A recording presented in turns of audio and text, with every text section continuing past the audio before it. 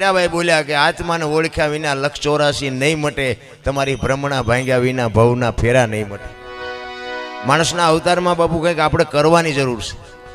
આ તમે જેટલું દેખાય છે એટલું બધું માણાએ બનાવ્યું છે, તો મને એમ થાય કે આ લોઢા ઉડાડી શકે છે, આવા આવા આ ભડકા જેવા દી જેવા લાઇટો બનાવી શકે, આવા હાર્મોનિયમ બનાવી શકે, તબલા બનાવી શકે, બેન્જા બનાવી શકે, ઈશ્વરને આપણે ન મેળવીએ. હાવ હાવ મફત છે. ઓલો રાહ જોઈને જ બેઠો છે કે અંતરથી જો મને હાથ પાડો તો હું આવવા તૈયાર જ છું, પણ આપણે ટાઈમ જ નથી. એમાં બાકી દીધા મોબાઈલ આવ્યા.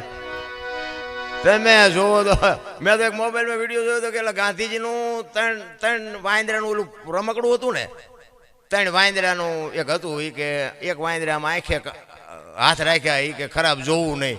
એક વાંદરાએ કાને હાથ રાખ્યા, એ કે ખરાબ સાંભળવું નહીં. એક વાંદરાએ મોઢે હાથ રાખ્યા, એ કે ખરાબ બોલવું નહીં. એ કે ગાંધીજીએ ત્રણ વાંદરાનું જે ચિત્ર મૂક્યું હતું ને, એ કે આ મોબાઈલમાં 3 આવી ગયા. એ કે મોબાઈલમાં જે મનાણા હોય ને, એ કે બોલતાય નથી, સામું જોતાય નથી, ને કઈ સાંભળતાય નથી.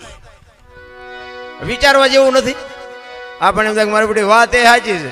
ઘરમાં તમે આંટો મારીને વ્યાજ આવ તોય ખબર ન રહે કે આવડા શું કોણ આવ્યું હતું, કોણ લઈ ગયું, શું લઈ જાય, એ નથી ખબર રહેતી. એમાં આવો છે ના કે અરે આ મોબાઈલ જે બાબુ એ વાત જ નથી કર્યા જેવું. મોબાઈલની શું આપણે વાત કરી, બગાડ જે વધાર્યો છે. ઘણા એમ કે વાપરતા આવડે સારું. હું તો એમ કહું છું મોબાઈલ વસ્તુ સારી છે જ નહીં. વાપરતા આવડે તોય સારી નથી, ન આવડે તોય નથી સારી.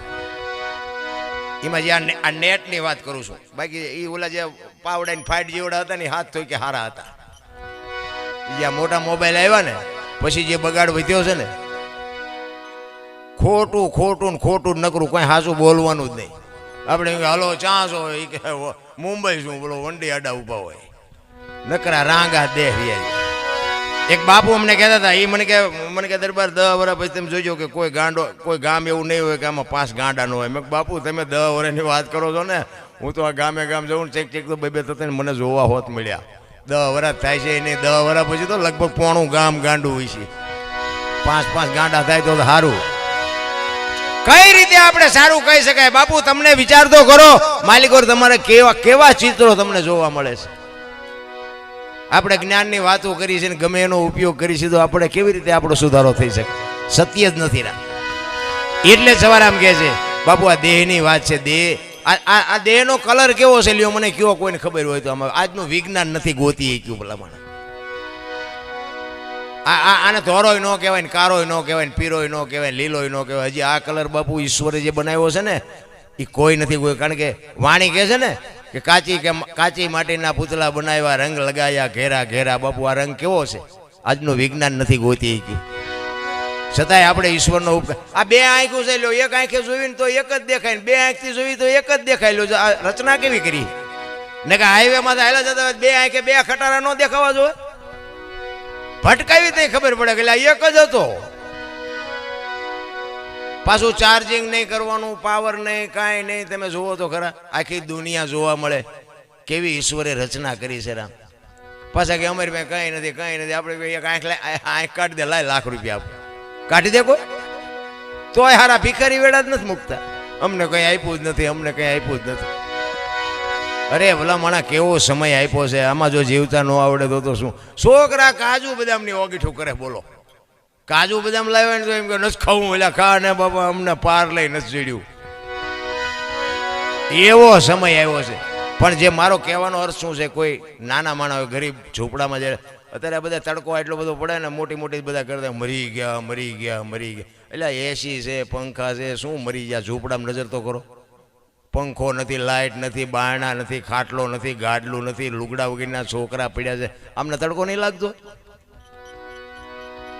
ઈનપા જો નજર કરો ને બાપુ, ગમે એટલો તાપ પડે તોય તમને તાપ ન લાગે. પણ તમે હારી જે બંગલાને મેળ્યું છે ને, ઈનપા નજર કરી કરો છો એટલે તમને નાનું લાગે છે. નાના માણા કોઈ બાપુ કાંઈક તમારો જો જીવ હશે ને, એની એ જે ગરીબ માણસની આંતળી જે કામ કરે ને, એ બાપુ કોઈ રૂપિયા નો કામ કરે. ખોટી વાત છે. એટલા માટે મહાપુરુષો તમને મને વાણી રૂપી ખૂબ શાન કરી છે.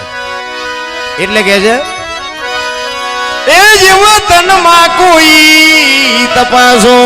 જો સવારામ બાપાએ ઉઘાડી વાત કરી, તન કહેતા આપણો દેહમાં તપાસવાની વાત છે. અને આ અનુભવવાની વાત છે. આને આ દેહને કાપીને ખોલીને જોવો ને તો મારી પાસે કાંઈ નથી પાછું. આ અનુભવવાની વાત છે. 5 તત્વનો દેહ છે. આપણને ટાયર્ડ વાય આપણે કહીએ કે ટાયર્ડ બહુ વાય છે, પણ આટલા ફૂટ વાય છે કે આટલા મીટર વાય છે એ કહીએ કે તરસ બહુ લાગી હોય તો આપણે એમ કહીએ કે 2 લીટરની તરસ લાગી છે કે 1.5 લીટરની લાગી છે. આ તત્વની વાત છે. કોઈ પણ માણસ ગુજરી જાય ને, અહીંયા 5 જણા બેઠા હોય ને તો કે અમે અહીંયા બેઠા હતા તારે જ ગુજરી ગયા, તો તમારે પૂછવું તો જોઈએ ને કે જીવ કેવો હતો ને ક્યાંથી